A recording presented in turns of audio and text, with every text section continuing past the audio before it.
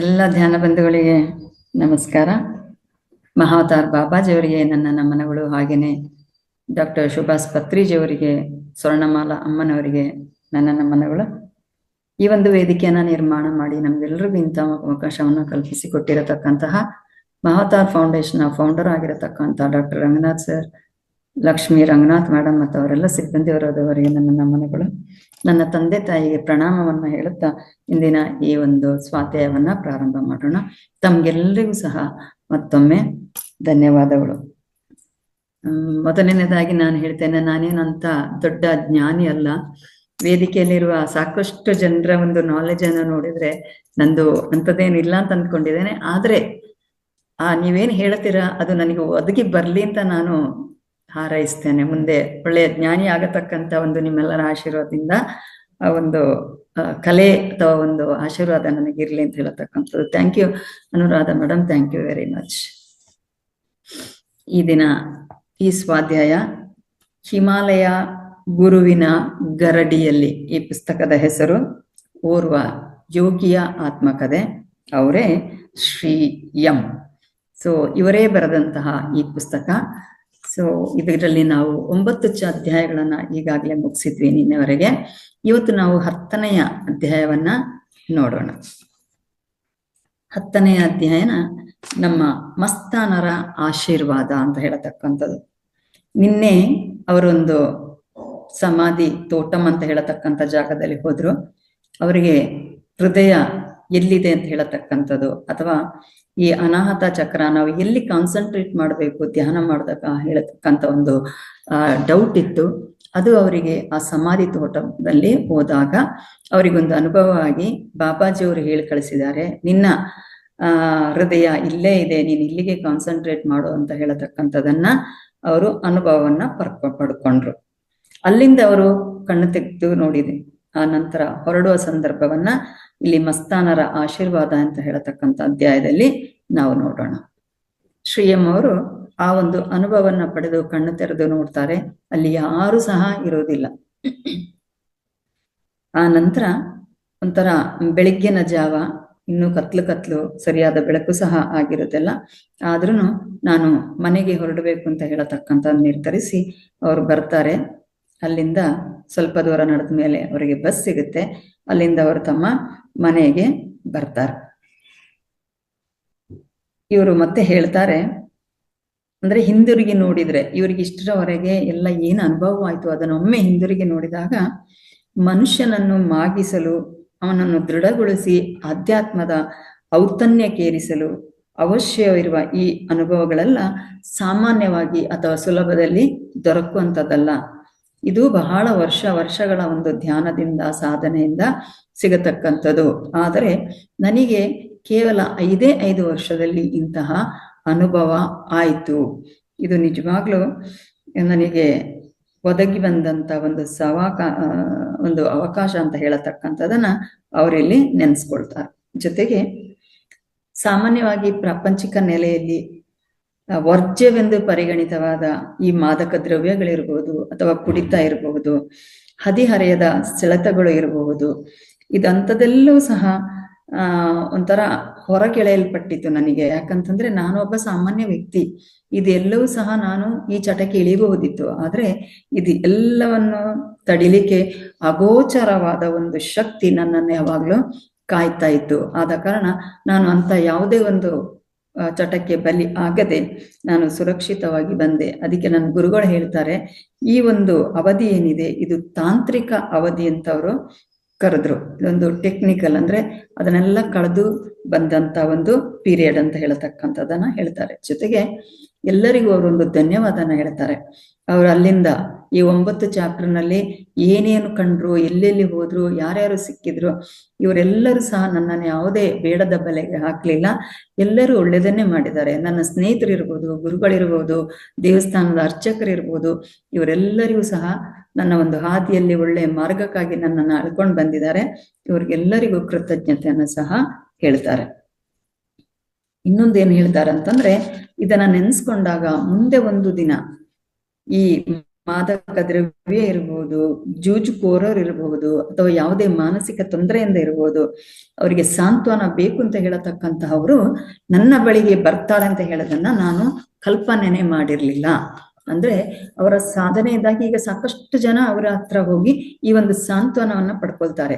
ದುಶ್ಚಟಗಳಿಂದ ನಾನು ಬಿಡಬೇಕು ಅಂತಂದ್ರೆ ಏನ್ ಮಾಡ್ಬೇಕು ಅಂತ ಹೇಳತಕ್ಕಂಥದ್ದು, ಧ್ಯಾನ ಹೇಗೆ ಮಾಡ್ಬೇಕು ಅಂತ ಹೇಳತಕ್ಕಂಥದ್ದು, ಅಥವಾ ನನಗೆ ಬಹಳ ಚಿಂತೆ ಇದೆ, ನನಗೆ ಮನಸ್ಸು ಸರಿಯಿಲ್ಲ ಅಂತ ಹೇಳಿದಾಗ ಇವರ ಒಂದು ಆಶೀರ್ವಾದನ ಪಡ್ಕೊಂಡು ಮುಂದೆ ಒಳ್ಳೆಯ ವ್ಯಕ್ತಿತ್ವನ ಬೆಳೆಸ್ತಕ್ಕಂಥದ್ದು.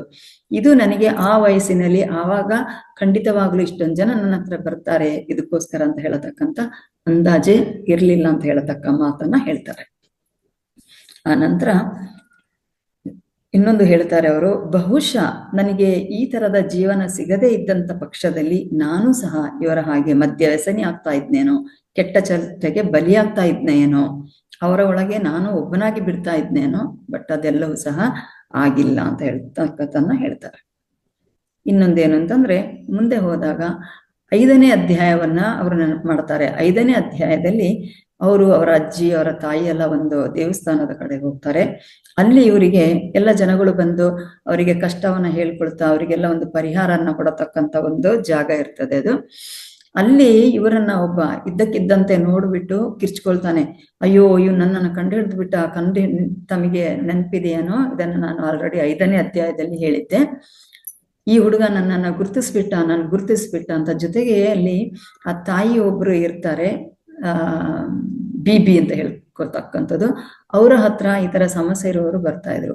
ಅವರು ಆ ಬಿಬಿಗೆ ರಿಕ್ವೆಸ್ಟ್ ಮಾಡ್ತಾರೆ, ನನ್ನನ್ನು ಸುಡಬೇಡ, ನಾನು ಹೊರಟು ಹೋಗ್ತೇನೆ, ಈ ಹುಡುಗ ನನ್ನನ್ನ ಗುರುತಿಸ್ಬಿಟ್ಟ ಅಂತ.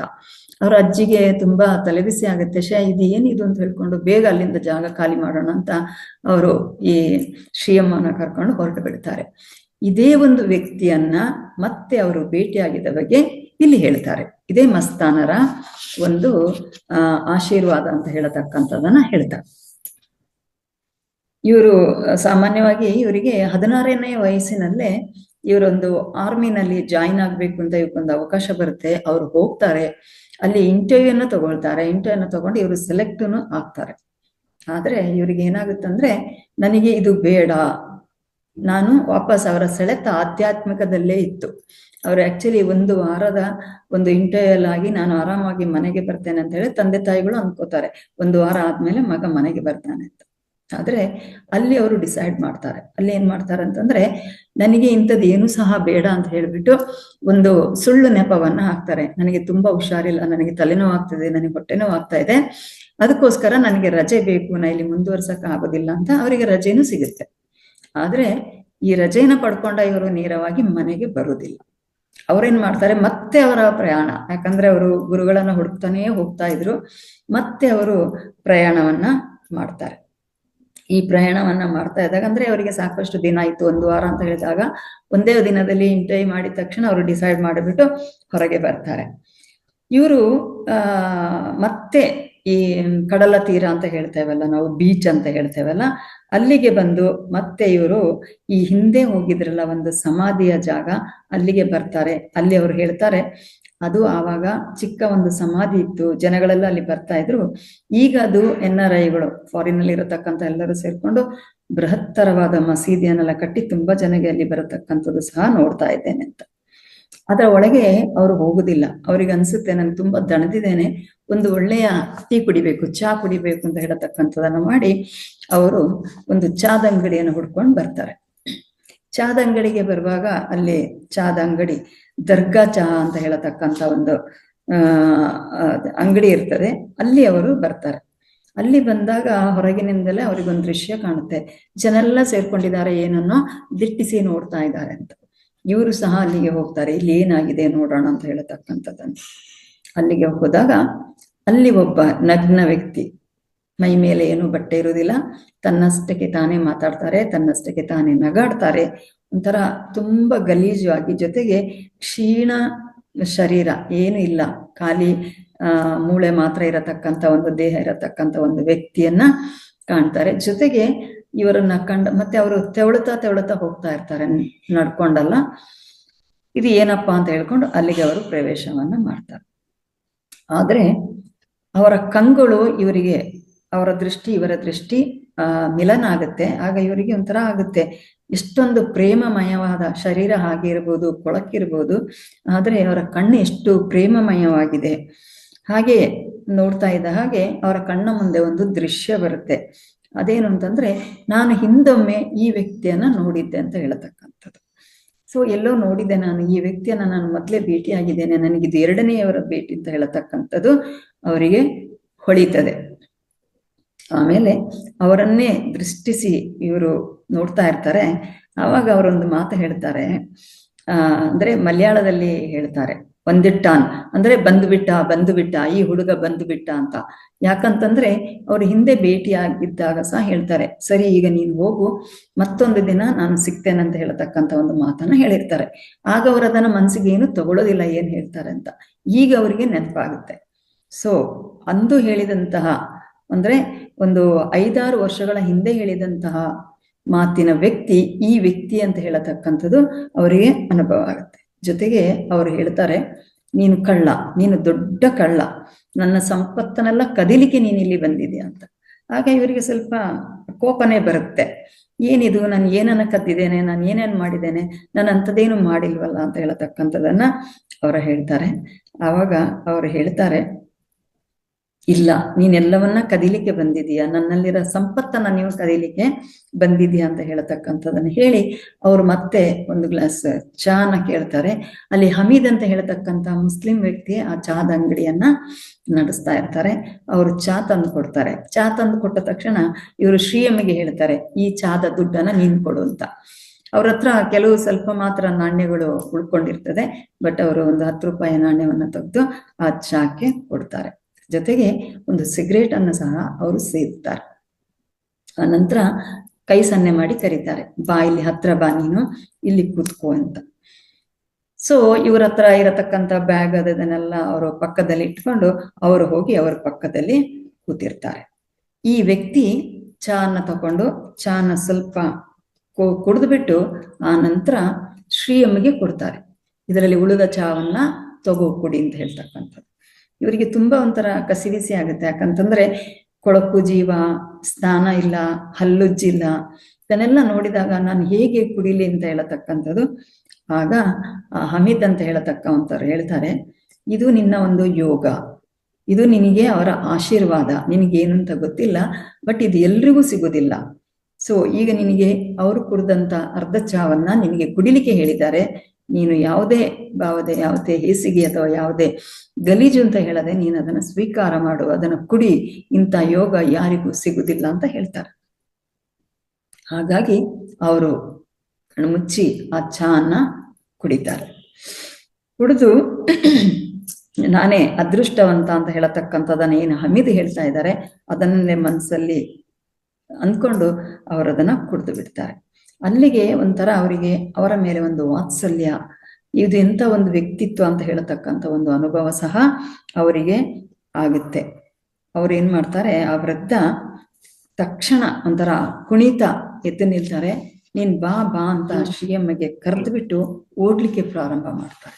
ಇವರಿಗೆ ಎಲ್ಲಿಗೆ ಯಾಕೆ ಕರೀತಾ ಇದ್ದಾರೆ ಅಂತ ಹೇಳತಕ್ಕಂಥದ್ದು ಏನು ಗೊತ್ತಾಗುದಿಲ್ಲ. ಇವರು ಅವರ ಹಿಂದೆ ಓಡ್ತಾರೆ. ಅಲ್ಲದೆ ಅವರಿಗೆ ಅವ್ರು ಎಲ್ಲಿವರೆಗೆ ಓಡ್ತಾರಂತಂದ್ರೆ, ಅಲ್ಲೇ ಒಂದು ಕಡಲ ತೀರದಲ್ಲಿ ಬೆಸ್ತರು, ಮೀನು ಹೊಡೆಯುವ ಬೆಸ್ತರು ಇರ್ತಾರಲ್ಲ, ಅವರ ಒಂದು ಗುಡಿಸಲಿನ ಕಡೆಗೆ ಹೋಗ್ತಾರೆ. ಅಲ್ಲಿ ಅವರು ಆ ಒಂದು ಕಡಲಿಗೆ ಅಥವಾ ಸಮುದ್ರಕ್ಕೆ ಮುಖ ಮಾಡಿ ಕೆಳಗಡೆ ಪದ್ಮಾಸನ ಹಾಕಿ ಅವರಲ್ಲಿ ಕೂತ್ಕೊಂಡಿರ್ತಾರೆ. ಆವಾಗ ಶ್ರೀಯಮ್ ಅವರು ಅವ್ರ ಮುಂದೆ ಕೂತ್ಕೊಂಡಿರ್ತಾರೆ. ಆ ವ್ಯಕ್ತಿ ಇವರ ತಲೆಯನ್ನ ಮುಟ್ಟಿ ಆಶೀರ್ವಾದವನ್ನ ಮಾಡ್ತಾರೆ. ಇವರಿಗೆ ಏನೋ ಒಂಥರ ಅನುಭವ ಆಗುತ್ತೆ. ಅವ್ರು ಮುಟ್ಟಿದ ತಕ್ಷಣ ಮತ್ತೊಮ್ಮೆ ಹೇಳ್ತಾರೆ, ಮುಟ್ಟುಬಿಟ್ಟು ಅವರ ತಲೆಯನ್ನ ಮುಟ್ಟುಬಿಟ್ಟು, ನೀನು ದೊಡ್ಡ ಕಳ್ಳ, ನನ್ನ ಸಿರಿ ಕದೀಲಿಕ್ಕೆ ಅಂತ ನೀನು ಬಂದಿದ್ದೀಯಾ ಅಂತ ಹೇಳತಕ್ಕಂಥದ್ದನ್ನ ಹೇಳ್ತಾರೆ. ಆಗ ಮತ್ತೆ ಅವ್ರು ಕೇಳ್ತಾರೆ, ನಾನೇನು ಕದ್ದಿಲ್ಲ, ಯಾಕೆ ಹೀಗೆ ಹೇಳ್ತಾ ಇದ್ದೀರಾ, ನಾನು ಏನನ್ನ ಕದ್ದಿದ್ದೇನೆ ಅಂತ. ಆಗ ಅವ್ರು ಹೇಳ್ತಾರೆ, ಕಣ್ಣನ್ ಅಂದ್ರೆ ಮಲಯಾಳದಲ್ಲಿ ಕೃಷ್ಣ ಅಂತ ಅರ್ಥ. ಅವರು ಮಲಯಾಳಿ ಸಾಮಾನ್ಯವಾಗಿ ಚಿಕ್ಕ ಮಕ್ಕಳನ್ನ ಸಹ ಕಣ್ಣನ್ ಅಂತ ಕರೀತಾರೆ. ಕೃಷ್ಣ ಕೃಷ್ಣ ಅಂತ ಹೇಳತಕ್ಕಂಥದ್ದು. ಅವ್ರು ಹೇಳ್ತಾರೆ, ಕೃಷ್ಣ ಹೇಗೆ ಬೆಣ್ಣೆಯನ್ನ ಕದೀತಾನೆ, ಗೋಪಿಕೆಯರ ಹೃದಯವನ್ನ ಹೇಗೆ ಕದೀತಾರೆ. ಹಾಗೆಯೇ ನೀನು ಸಹ ಒಂದು ಕಳ್ಳ, ನಿನ್ನ ಕಳ್ಳ ನೋಟ, ನೀನು ಕದಿಯುವವನು, ನೀನು ದೊಡ್ಡ ಕಳ್ಳ ಅಂತ ಹೇಳ್ತಕ್ಕಂಥದ್ದನ್ನ ಹೇಳ್ತಾರೆ. ಆದರೆ ಅದ ಹೇಳುವುದರ ಜೊತೆಗೆ ಅವರು ತಮ್ಮ ಬಲಗೈಯನ್ನ ಮತ್ತೆ ಇವರ ಹಣೆಯ ಮೇಲೆ ಇಟ್ಟು ಅವರಿಗೆ ಆಶೀರ್ವಾದವನ್ನು ಮಾಡಿ ಅವರು ಅವರ ತಲೆಯನ್ನ ಸವರ್ತಾರೆ. ಇವರಿಗೆ ಆವಾಗ ಏನೋ ಒಂದು ಬೆಳಕು ಇವರ ಹೃದಯದಲ್ಲಿ ಹೊಕ್ಕಿದ ಹಾಗೆ ಆಗುತ್ತೆ. ಅವರು ಒಂಥರ ನಾವು ಏನು ಎನರ್ಜಿ ಪಾಸ್ ಆಗ್ತದೆ ಅಂತ ಹೇಳ್ತೇವಲ್ಲ, ಅದೇ ರೀತಿಯಲ್ಲಿ ಅವರ ಇಡೀ ಶರೀರದಲ್ಲಿ ಈ ಒಂದು ಎನರ್ಜಿ ಪಾಸ್ ಆಗಿದ್ದಂತಹ ಒಂದು ಅನುಭವ ಆಗುತ್ತೆ. ಅವರಿಗೆ ಒಂಥರ ರೋಮಾಂಚನ ಆಗುತ್ತೆ, ಒಂಥರ ದಿವ್ಯ ಅಲೆಗಳು ಶರೀರದಲ್ಲಿ ಹರಿದಾಡಿದಂಗೆ ಅವರಿಗೆ ಆಗುತ್ತೆ. ಇದು ಏನಾಗ್ತಾ ಇದೆ ಏನು ಅಂತ ಹೇಳತಕ್ಕಂಥದ್ದು ಅವರಿಗೆ ಖಂಡಿತ ಗೊತ್ತಾಗ್ತಾ ಇರಲಿಲ್ಲ, ಬಟ್ ಅವರು ಅದನ್ನ ಅನುಭವಿಸ್ತಾ ಇರ್ತಾರೆ. ಆಮೇಲೆ ಅವರು ಕಣ್ಬಿಟ್ಟು ನೋಡ್ತಾರೆ. ಶ್ರೀಯಂ ಅವರು ನೋಡಿದ್ರೆ ಈ ಬೆಸ್ತರ ಒಂದು ಹಳೆಯ ಒಂದು ಗುಡಿಸಲು, ಅವರ ಪಕ್ಕ ಕೆಲವು ವೃದ್ಧರೆಲ್ಲ ಕೂತಿರ್ತಾರೆ. ಜೊತೆಗೆ ಒಬ್ಬ ವ್ಯಕ್ತಿಗೆ ಈ ಅವಧೂತ ಅಂತ ಹೇಳ್ತೇವಲ್ಲ, ಅವ್ರು ಏನ್ ಹೇಳ್ತಾರೆ, ಈ ಅಂದ್ರೆ ಶ್ರೀಯಮ್ಮನ ಮೇಲೆ ಒಂದು ಬಕೆಟ್ ಅನ್ನು ಕೊಟ್ಟು ಆ ಬಕೆಟ್ ಅಲ್ಲಿ ಮರಳನ್ನ ಹಾಕಿ ಅವರ ತಲೆ ಮೇಲೆ ಸುರಿ ಅಂತ ಹೇಳ್ತಾರೆ. ಸೊ ಇವ್ರು ಕಣ್ಣು ಬಿಟ್ಟು ನೋಡುವಾಗ ಆ ದೃಶ್ಯ ಇವರಿಗೆ ಕಾಣುತ್ತೆ. ಅರೆ, ನನ್ನ ತಲೆಯ ಮೇಲೆಲ್ಲ ಬಕೆಟ್ ಅಲ್ಲಿ ಮಣ್ಣು ಸುರಿತಾ ಇದಾರಲ್ಲ. ಮಣ್ಣು ಅಂದ್ರೆ ಆ ಸಮುದ್ರದ ತೀರದಲ್ಲಿ ಇರ್ತದಲ್ಲ ಮರಳು, ಅದನ್ನ ತುಂಬಿಸಿ ತಲೆ ಮೇಲೆ ಹಾಕ್ತಾ ಇದ್ದಾರೆ. ಅಷ್ಟರಲ್ಲಿ ಇವ್ರು ಕಣ್ಣು ಬಿರುವಷ್ಟರಲ್ಲಿ ಅವರು ಹೇಳ್ತಾರೆ, ಸಾಕು ಸಾಕು ನಿಲ್ಲಿಸಿ ಇನ್ನು ಅಂತ ಹೇಳತಕ್ಕಂಥದ್ದನ್ನು. ಸೊ ಇವರು ನಿಲ್ಲಿಸಿ ಇವರನ್ನ ಮತ್ತೆ ಆ ಮಣ್ಣನ್ನೆಲ್ಲ ಮುಖದಲ್ಲಿ ಒರೆಸ್ಕೊಂಡು ಎದ್ದು ನಿಲ್ತಾರೆ. ಎದ್ದು ನಿಂತಾಗ ಅವರಿಗೊಂದು ಅನುಭವ ಆಗ್ತದೆ. ಅದೇನು ಅಂತಂದ್ರೆ, ಶ್ರೀಯಮ್ಮ ಅವರು ಸಂಪೂರ್ಣವಾಗಿ ಯಾವುದೇ ಮೈಯಲ್ಲಿ ಬಟ್ಟೆ ಇಲ್ಲದೆ ಬತ್ತಲೆಯಾಗಿ ಇರ್ತಾರೆ. ಅವರಿಗೆ ಅದು ಗೊತ್ತೂ ಇರುವುದಿಲ್ಲ. ಕಣ್ಣು ಬಿಟ್ಟು ಆ ಮರಳನ್ನೆಲ್ಲ ಒರೆಸ್ಕೊಂಡು ನೋಡಿದಾಗ್ಲೇ ಅವರಿಗೆ ಅದು ಅನುಭವ ಆಗುತ್ತೆ. ಕೂಡ್ಲೇ ಕೇಳ್ತಾರೆ, ಅವ್ರಿಗೊಂಥರ ಮುಜುಗರ ಆಗುತ್ತೆ, ಎಲ್ಲಿ ನನ್ನ ಬಟ್ಟೆ ಎಲ್ಲಿ, ನಾನು ಯಾಕೆ ಹೀಗಿದ್ದೇನೆ ಬಟ್ಟೆ ಎಲ್ಲಿ ಅಂತ. ಅವಾಗ ಅವರು ಹೇಳ್ತಾರೆ, ನೀನು ಮೊದಲು ಸ್ನಾನ ಮಾಡಿ ಬಾ, ಎಲ್ಲವೂ ಗೊತ್ತಾಗತ್ತೆ ಅಂತ ಹೇಳಿ ಸ್ನಾನಕ್ಕೆ ಕಳಿಸ್ತಾರೆ. ಆ ಹಮೀದ್ ಅಂದ್ರೆ ಚಾದ ಅಂಗಡಿಯವರಿದಾರಲ್ಲ, ಅವರು ಅವನಿಗೆ ಸ್ನಾನ ಎಲ್ಲಿ ಮಾಡ್ಬೇಕು ಅಂತ ಹೇಳಿ ಕರ್ಕೊಂಡು ಹೋಗ್ತಾರೆ. ಅಲ್ಲಿ ಅವರಿಗೆಲ್ಲ ಸೋಪು ಅದು ಇದೆಲ್ಲ ಕೊಡ್ತಾರೆ, ಟವಲ್ ಕೊಡ್ತಾರೆ. ಎಲ್ಲ ಕೊಟ್ಟು ಸ್ನಾನ ಮಾಡಿ ಆಗುವಷ್ಟರಲ್ಲಿ ಅವರಿಗೆ ಒಳ್ಳೆ ಒಗ್ದು ಇಸ್ತ್ರಿ ಮಾಡಿರತಕ್ಕಂತಹ ಬಟ್ಟೆಯನ್ನು, ಅವರ ಬಟ್ಟೆಯನ್ನು ಸಹ ಅವರಿಗೆ ಕೊಡ್ತಾರೆ. ಅದನ್ನ ಹಾಕೊಂಡವರು ಹೊರಗೆ ಬರ್ತಾರೆ. ಆಮೇಲೆ ಅವ್ರು ಹೇಳ್ತಾರೆ, ಆ ಹಮೀದ್ ಅಂತ ಹೇಳುವವರು, ನೀನು 4 ದಿನಗಳ ಕಾಲ ಬರೀ ಮೈಯಲ್ಲಿ ಬತ್ತಲೆಯಾಗಿ ನೀನ್ ತಿರುಗಾಡ್ತಾ ಇದ್ದೆ. ಅವರಿಗೆ ಗೊತ್ತೇ ಇಲ್ಲ, ಅವರಿಗೆ ಶಾಕ್ ಆಗುತ್ತೆ. ಸೊ ನಾನು ಹೀಗೆ ಇದ್ದ, ಏನಾಗಿತ್ತು ಅಂತ ಹೇಳತಕ್ಕಂಥದ್ದು. ಆದ್ದರಿಂದ ಅವರು ಈ ಮಸ್ತಾನ್ ಇದಾರಲ್ಲ, ಅವರು ಬಂದು ನಿನ್ನನ್ನು ಪ್ರೊಟೆಕ್ಷನ್ ಮಾಡಿ ಇಲ್ಲಿಗೆ ಕರ್ಕೊಂಡು ಬಂದಿದ್ದಾರೆ, ಜೋಪಾನ ಮಾಡಿದ್ದಾರೆ. ಆದ ಕಾರಣ ನಿನಗೆ ಮತ್ತೆ ನೀನು ಸ್ನಾನ ಮಾಡಿ ಬರೋದನ್ನೇ ಅವ್ರು ಕಾಯ್ತಾ ಇದ್ದಾರೆ, ಅಲ್ಲಿ ಕೂತಿದ್ದಾರೆ ಅವರು, ದಯಮಾಡಿ ನೀನು ಅವರ ಹತ್ರ ಹೋಗು ಅಂತ ಹೇಳಿ ಅಲ್ಲಿ ಕಳಿಸ್ಕೊಡ್ತಾರೆ. ಆ ಚಾದ ಅಂಗಡಿಯ ಹೊರಗೆ ಜಗಲಿಯ ಮೇಲೆ ಈ ಮಸ್ತಾನರು ಕೂತಿರ್ತಾರೆ. ಅವ್ರು ಯಾವತ್ತೂ ಯಾರ ಮನೆಗಾಗ್ಲಿ ಯಾವ ಅಂಗಡಿಗಾಗ್ಲಿ ಹೋಗಿರುವುದಿಲ್ಲ. ಆದ್ರೆ ಈ ಶ್ರೀಯಮ್ಮನ್ನ ಕರ್ಕೊಂಡು ಹೋಗಿ ಆ ಬೆಸ್ತರ ಒಂದು ಗುಡಿಸಲಿಗೆ ಹೋಗ್ತಾರೆ. ಯಾಕಂತಂದ್ರೆ ಅಲ್ಲಿ ಯಾರು ಇರುವುದಿಲ್ಲ ಆ ಗುಡಿಸಲಲ್ಲಿ, ಅಲ್ಲಿ ಅವರು ಇರ್ತಾರೆ. ಆಮೇಲೆ ಇವರನ್ನ ನೋಡ್ಬಿಟ್ಟು ಇವರು ಸ್ನಾನ ಮಾಡಿ ಒಳ್ಳೆಯ ಉಗ್ದ ಇಸ್ತ್ರಿ ಆದಂತಹ ಬಟ್ಟೆಯನ್ನ ಹಾಕೊಂಡು ಬರ್ತಾರಲ್ಲ, ತಕ್ಷಣ ಹೇಳ್ತಾರೆ, ಓ ಮದುಮಗ ಬಂದ ಅಂತ ಹೇಳ್ಕೊಂಡು ಹೇಳ್ತಾರೆ. ಅವರಿಗೆ ಖುಷಿ ಆಗ್ತದೆ ಇವನ್ನ ನೋಡಿ, ಹೊಸ ಮದುಮಗ ಬಂದ ಅಂತ ಹೇಳತಕ್ಕಂಥದನ್ನ ಹೇಳ್ತಾರೆ. ಆಮೇಲೆ ಅವರ ಪಾದಗಳಿಗೆ ಬಾಗಿ ಶ್ರೀಯಮ್ಮ ಅವರು ನಮಸ್ಕಾರವನ್ನ ಮಾಡ್ತಾರೆ. ಆ ನಂತರ ಅವರು ಮಾಯ ಆಗ್ತಾರೆ. ಶ್ರೀಯಮ್ಮ ಅವರು ಅವ್ರ ಪಾಡಿಗೆ ಅವರು ಹೊರಗೆ ಬರ್ತಾರೆ. ಆ ಹಮೀದ್ ಅವರ ಅಂಗಡಿಯಲ್ಲಿ ಅವರು ತಿಂಡಿಯನ್ನೆಲ್ಲ ತಿಂದು ಮಾಡಿ, ನನಗೆ ಏನಾಯ್ತು ಅಂತ ಹೇಳಿದಾಗ ಅವರು ಹೇಳ್ತಾರೆ, ನೀನು ಈ ತರ ಇದ್ದೆ, ಸ್ವಾಮಿಯವರು ಬಂದಿದ್ರು, ನೀವು ಅವರೊಟ್ಟಿಗೆ ಬಂದೆ, ಬಟ್ ನಿನ್ನ ಬತ್ತಲೆ ಆಗಿ 4 ದಿನ ತಿರುಗ್ತಾ ಇದ್ದ ಕಾರಣ ನಿನ್ನನ್ನು ಅದರಿಂದ ಹೊರಗೆ ತಂದಿದ್ದಾರೆ. ಶುದ್ಧವಾಗಿ ನೀನು ಸ್ನಾನ ಮಾಡಿ ನಿನ್ನನ್ನು ಮರಳಿನಿಂದ ತೊಳೆದು ನಿನಗೆ ಬಿಟ್ಟಿದ್ದಾರೆ ಅಂತ ಹೇಳತಕ್ಕಂತ ಮಾತನ್ನ ಅವರು ಹೇಳ್ತಾರೆ. ಇದೆಲ್ಲ ಕೇಳಿದಾಗ ಅವರು ಹೊರಗೆ ಬಂದು ಅವರು ಮತ್ತೆ ತನ್ನ ಮನೆಗೆ ಹೋಗತಕ್ಕಂತ ಒಂದು ಪ್ರಯತ್ನವನ್ನ ಮಾಡ್ತಾರೆ. ಇವರು ಈ ಮಸ್ತಾನ್ ಏನ್ ಮಾಡ್ತಾರೆ ಅಂದ್ರೆ, ಅವರು ಬೇಗ ಓಡ್ತಾ ಅಲ್ಲಿ ಒಂದು ಜಾಗವನ್ನ, ಒಂದು ತಡೆಗೋಡೆ, ಒಂದು ಕಾಂಪೌಂಡ್ ವಾಲ್ ಅಂತ ಇರ್ತದಲ್ಲ, ಅದನ್ನ ಹಾರಿ ಅವರು ಹೊರಟು ಹೋಗಿರ್ತಾರೆ. ಜನ ಎಲ್ಲ ಅದರ ಮೊದಲು ಅಲ್ಲಿ ಇದ್ದವರು, ಅಂಗಡಿಗೆ ಬಂದವರು, ಚಹಾ ಕುಡಿಲಿಕ್ಕೆ ಬಂದವರು ಎಲ್ಲರೂ ಸಹ ಅವರಿಗೆ ಸಾಷ್ಟಾಂಗ ನಮಸ್ಕಾರವನ್ನ ಮಾಡ್ತಾರೆ. ಆವಾಗ ಅವ್ರು ಕೇಳ್ತಾರೆ, ಈ ವ್ಯಕ್ತಿ ಯಾರು ಅಂತ ಹೇಳತಕ್ಕಂಥದ್ದು. ಅದಕ್ಕೆ ಅವ್ರು ಹೇಳ್ತಾರೆ, ಇವರು ತುಂಬಾ ವರ್ಷಗಳ ಹಿಂದೆ ಹಿಮಾಲಯದಿಂದ ಬಂದವರು. ಇವರನ್ನೆಲ್ಲರೂ ಸಹ ಹುಚ್ಚ ಹುಚ್ಚ ಅಂತ ಕರಿತಾ ಇದ್ರು. ಇವರಿಗೆ ಯಾರೇ ಒಂದು ಬಟ್ಟೆಯನ್ನ ಕೊಟ್ಟರು ಸಹ ಅವರು ಬಟ್ಟೆಯನ್ನ ಹಾಕೊಳ್ತಾ ಇರಲಿಲ್ಲ. ಅದನ್ನ ಬಿಚ್ಚಿ ಬೇರೆ ಯಾರಿಗೆ ಬಟ್ಟೆ ಇಲ್ಲ ಅಂತ ಭಿಕ್ಷುಕರಿಗೆ, ಕಷ್ಟದಲ್ಲಿರುವವರಿಗೆ ಕೊಡ್ತಾ ಇದ್ರು. ಇದರೆಲ್ಲ ಆಗ್ತಾ ಇದ್ದಾಗ ಒಂದು ದಿನ ಈ ತಡೆಗೋಡೆಯನ್ನ ದಾಟಿ ನೀರು ನುಗ್ಗುತ್ತೆ ಈ ಹಳ್ಳಿಗೆ. ತುಂಬಾ ಜನ ಇದರಲ್ಲಿ ಮರಣವನ್ನ ಹೊಂದುತ್ತಾರೆ. ಜನಗಳು ಬಹಳ ಕಷ್ಟಕ್ಕೆ ಅಂತಾರೆ. ಯಾರು ಇದನ್ನ ಏನು ಮಾಡ್ಲಿಕ್ಕೂ ಆಗ್ಲಿಲ್ಲ. ಆವಾಗ ಈ ಮಸ್ತಾನ ಆ ನೀರಿನೊಳಗೆ ಇಳಿದು, ಅಲ್ಲಿ ಏನ್ ಹೇಳ್ತಾರೆ ಅಂದ್ರೆ, ಅದರ ಜೊತೆಗೆ ಏನಾಗಿತ್ತು, ಅಲ್ಲಿ ಎಲೆಕ್ಟ್ರಿಕಲ್ ವಯರ್ ಇದೆಲ್ಲ, ಅದು ಸಹ ಆ ನೀರಿನಲ್ಲಿ ಬಿದ್ದು ಕೆಲವರಿಗೆ ಅದು ಶಾಕ್ ಹೊಡೆದಿತ್ತು, ತೊಂದರೆ ಆಗಿತ್ತು. ಆದರೆ ಈ ಮಸ್ತಾನ ಅದರೊಳಗೆ ಇಳಿದಾಗ ಅವರಿಗೆ ಏನು ಸಹ ಆಗಿಲ್ಲ, ಒಂದು ಕೂದಲು ಸಹ ಅವ್ರದ್ದು ಏನು ಬದಲಾವಣೆ ಆಗಿಲ್ಲ. ಇದು ನೋಡ್ಬಿಟ್ಟು ಜನರು ಅವ್ರು ಇಳಿಯುವಾಗ ಬೊಬ್ಬೆ ಹೊಡಿತಾರೆ, ಬೇಡ ಬೇಡ ನೀನು ಸುಟ್ಟು ಹೋಗ್ತೀಯ ಅಲ್ಲಿ ಆ ನೀರಲ್ಲಿ ಕರೆಂಟ್ ಶಾಕ್ ಇಂದ ಅಂತ. ಅವ್ರು ಏನು ತಲೆಗೆ ಹಚ್ಕೊಳ್ಳದೆ ಆ ನೀರಿನಲ್ಲಿ ಇಳಿತಾರೆ. ಆವಾಗ ಜನರಿಗೆ ಆಶ್ಚರ್ಯ ಆಗುತ್ತೆ, ಇವನಲ್ಲಿ ಏನೋ ಒಂದು ಶಕ್ತಿ ಇದೆ, ಇವನು ಹುಚ್ಚ ಅಲ್ಲ, ಇವನು ಮತಿಭ್ರಮಣೆ ಆದವನಲ್ಲ, ಇವರು ಹಿಮಾಲಯದಿಂದ ಬಂದಿದ್ದು ಯಾವುದೋ ಒಂದು ಉದ್ದೇಶದಿಂದ ಬಂದಿದ್ದಾರೆ ಅಂತ ಹೇಳತಕ್ಕಂಥದ್ದು. ಆ ನಂತರದಿಂದ ಅವರಿಗೆ ಬಹಳ ಒಂದು ಭಕ್ತಿಪೂರ್ವಕವಾಗಿ ಅವರಿಗೆ ಕಾಲಿಗೆ ಎರಗತಕ್ಕಂಥದ್ದು, ಅವರಿಗೆ ನಮಸ್ಕಾರ ಮಾಡತಕ್ಕಂಥದ್ದು. ಅವರು ಬಂದ ತಕ್ಷಣ ಅಂಗಡಿಯ ಬಂದು ಹೊರಗೆ ಕೂತ್ಕೊಳ್ತಾ ಇದ್ರು. ಅಲ್ಲಿ ಒಂದು ಯಾರು ಬಂದವರಾದ್ರೂ ಅವ್ರಿಗೆ ಒಂದು ಚಹಾ ಕೊಡತಕ್ಕಂಥದ್ದು. ಅವರು ಸಿಗರೇಟ್ ಅನ್ನ ಎಳಿತಾ ಇದ್ರು, ಒಂದು ಸಿಗರೇಟ್ ಅನ್ನ ಕೊಡತಕ್ಕಂಥದನ್ನಲ್ಲಿ ಪ್ರಾರಂಭ ಮಾಡಿದ್ರು. ಇನ್ನೊಂದೇನು ಅಂತಂದ್ರೆ, ಮುಸ್ಲಿಂ ಸಂಪ್ರದಾಯದಲ್ಲಿ, ಅವರ ಧರ್ಮದಲ್ಲಿ ಆಕ್ಚುಲಿ ಜನ ಬತ್ತಲೆ ಓಡಾಡೋದಿಲ್ಲ. ಸೊ ಅವರು ಅದಕ್ಕೆ ವಿರುದ್ಧವನ್ನ ತೋರಿಸ್ತಾ ಇದ್ರು. ಆದ್ರೆ ಯಾವಾಗ ಈ ಒಂದು ಘಟನೆ ನಡೀತಲ್ಲಿ ಅವರು ಕರೆಂಟ್ ಶಾಕ್ ಇರತಕ್ಕಂಥ ನೀರಲ್ಲಿ ಇಳಿದ್ರು, ಆ ನಂತರದಿಂದ ಮುಸಲ್ಮಾನರು ಸಹ ಅವರನ್ನ ದೇವರ ಹಾಗೆ ಕಾಣ್ಲಿಕ್ಕೆ ಪ್ರಾರಂಭವನ್ನ ಮಾಡಿದ್ರು. ಈ ಒಂದು ಘಟನೆ ಆದ ಮೇಲೆ ಅವರಿಗೆಲ್ಲ ಸಹ ಗೌರವಗಳು, ಅವರು ಬಂದಾಗ ಅವ್ರಿಗೆ ಏನ್ ಕೊಡ್ಬೇಕು, ಏನ್ ಮಾಡ್ಬೇಕು, ಜನ ಭಕ್ತಿಯಿಂದ ಅವರ ಕಾಲಿಗೆ ಬೀಳೋದು, ಇದೆಲ್ಲ ನಡೀತಾ ಇರ್ತದೆ. ಆದ್ರೆ ಇದರಲ್ಲಿ ಹಿಂದೂಗಳು, ಮುಸಲ್ಮಾನರು ಎಲ್ಲರೂ ಸಹ ಇವರ ಒಂದು ಪವಾಡವನ್ನ ಮೆಚ್ಚುತ್ತಾ ಇರ್ತಾರೆ. ಜೊತೆಗೆ ಅವರನ್ನ ಒಂದು ಉನ್ಮಾದ ಸ್ಥಿತಿಯಲ್ಲಿ ಇರತಕ್ಕಂತ ಸಂತ ಅಂತ ಹೇಳತಕ್ಕಂಥದನ್ನ ನಂಬ್ಕೊಂಡು ಅವರು ಹಾಗೆ ಕರೆಯುವುದನ್ನ ಪ್ರಾರಂಭ ಮಾಡ್ತಾರೆ. ಇದು ಸಾಮಾನ್ಯ ಜನರಿಗೆ ತಿಳಿಯದಂತೆ ತನ್ನದೇ ಅದೊಂದು ಸಣ್ಣ ಶಿಷ್ಯ ವರ್ಗವನ್ನು ಸಹ ಅವರು ಹೊಂದಿದ್ರು. ಹಮೀದ್ ಸಹ ಅವರಲ್ಲಿ ಒಬ್ಬ ಆಗಿರ್ತಾರೆ. ಆದ ಕಾರಣ ಅವರಿಗೆ ಅಷ್ಟೊಂದು ಭಯ ಭಕ್ತಿದ್ದು. ಆ ಚಹಾದ ಅಂಗಡಿಯಲ್ಲಿ ಅವರು ಬಂದಾಗ ಅವರನ್ನ ಚೆನ್ನಾಗಿ ನೋಡತಕ್ಕಂಥದ್ದು, ಚಹಾನ ಕೊಡತಕ್ಕಂಥದನ್ನ ಮಾಡ್ತಾರೆ. ಇವರು ಅನೇಕ ವರ್ಷ ಕಳೆದ ಮೇಲೆ ಈ ಅವಧೂತ ಅಥವಾ ಈ ಮಸ್ತಾನರನ್ನ ನೋಡ್ಬೇಕು ಅಂತ ಹೇಳ್ತಕ್ಕಂಥ ಒಂದು ಉದ್ದೇಶದಿಂದ ಮತ್ತೆ ಶ್ರೀ ಅವರು ಅಲ್ಲಿಗೆ ಹೋಗ್ತಾರೆ.